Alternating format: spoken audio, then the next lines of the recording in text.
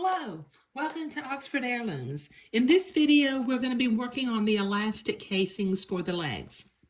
Now, I need to go to the ironing board and I need to press the raw edge under about 1/4 of an inch, maybe just a tiny bit less, and then fold it up by 1/2 of an inch so that I can sew along both edges of the casing at about 1/16 of an inch.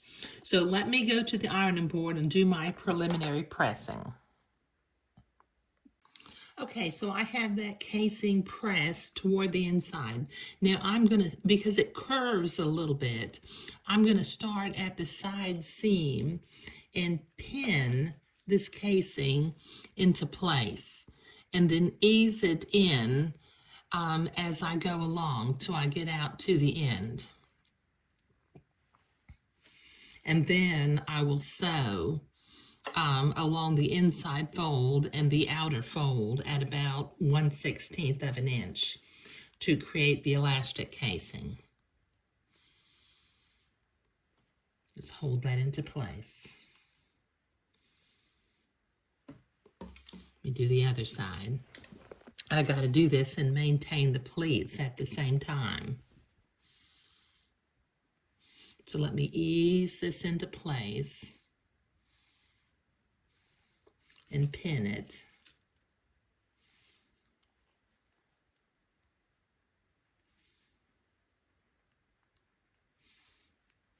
And then pin it through the pleats so the casing, the pleats will be encompassed in the casing. Just get that one, go ahead and put 3 pins because I've got 3 pleats. I'm going to put 3 pins to hold each one. And just ease that into place.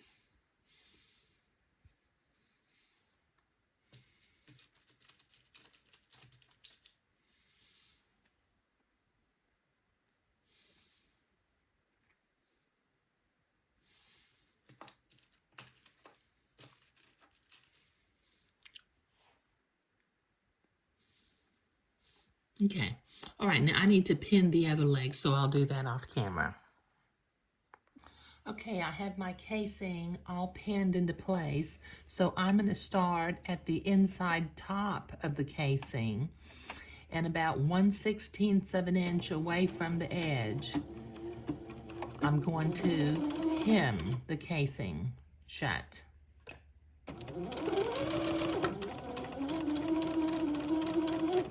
Don't go too fast because you want to stay kind of close without going off the edge of the casing.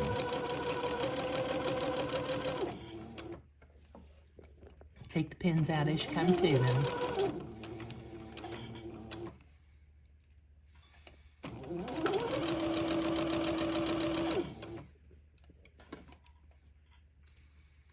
And when you get to this side seam where it curves a little bit and wants to pucker, you'll have to ease that casing into place.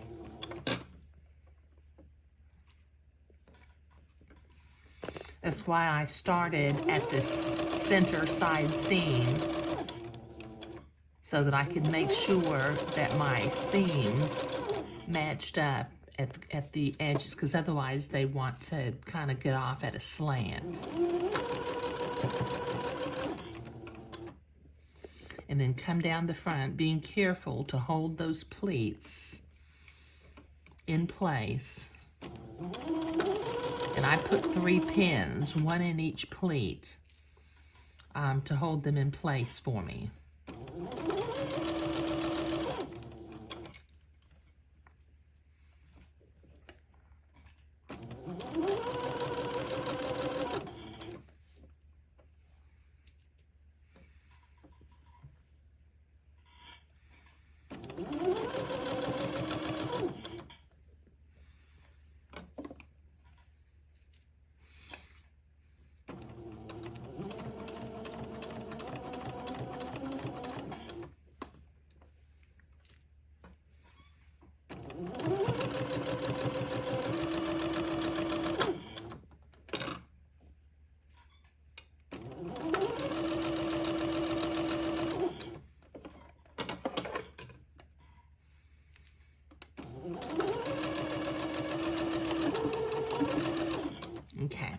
All right, now I need to repeat this process about 1/16 of an inch away from the bottom of the casing, but I'll do that off camera since it's just another straight stitch.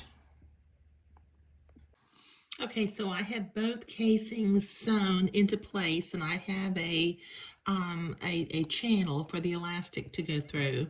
Now, what I am doing, this little guy has 14-inch little chunky legs, and the elastic doesn't go all the way to the end of the casing. There was actually a little blue dot where the pattern piece told me where to stop the elastic.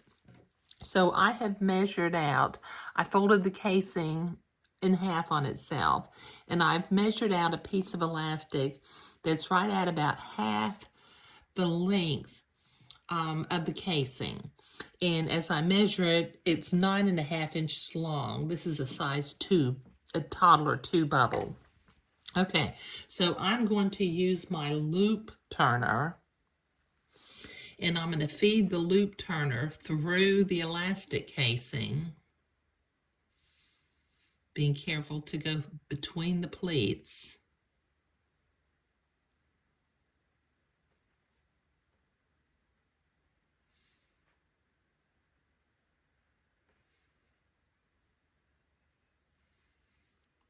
It's a little bit, I may need to feed it in from the other side because I think the pleats are folded in a certain direction, and it's making it hard for me to get through there. Okay, so let me get through the little French seam first. And then I can, there it goes through the, okay, so good. Okay, so I had to remember that on the other leg to feed it from the back of the garment, not from the front. So I'll put my elastic on the hook of the loop turner, and I'm going to begin to feed it through. Now I will feed it through more than just the end of the casing. I've got to get the end of the elastic to this little blue dot. So let me come back through with my elastic. Just be real careful. Keep it from getting twisted.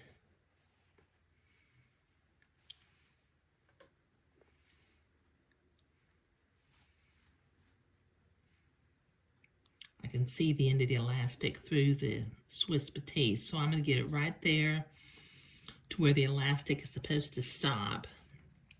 I've got it about 1/4 of an inch to one side of that little blue dot.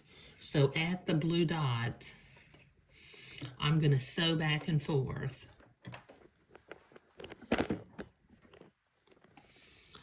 To hold that elastic into place. Just a couple of stitches.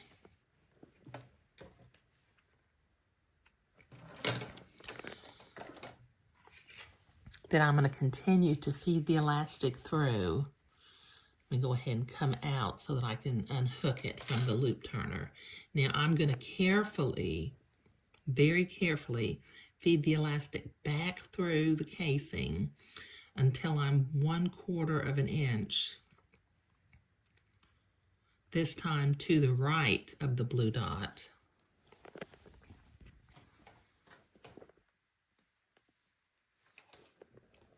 And then come to the sewing machine and tack my elastic into place.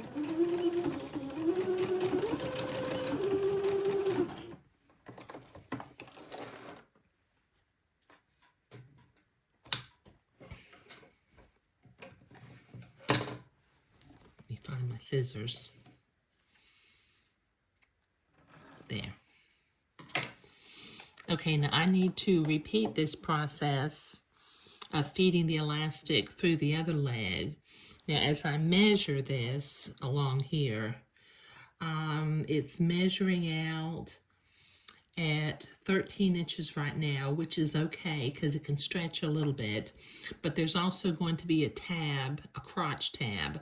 So we just don't want it to cut circulation off on the baby's leg. You don't want it to be too tight.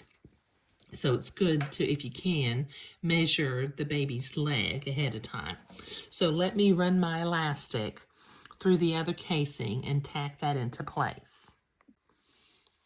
Okay, so I had the elastic fed through both of my little legs, and since I had the measurement 14 inches of the child's little thigh, I made sure that it was going to fit but not be too snug, and leave a red mark on the baby. But sewing the elastic casing and running the elastic through the casing was what we were doing today. Thank you.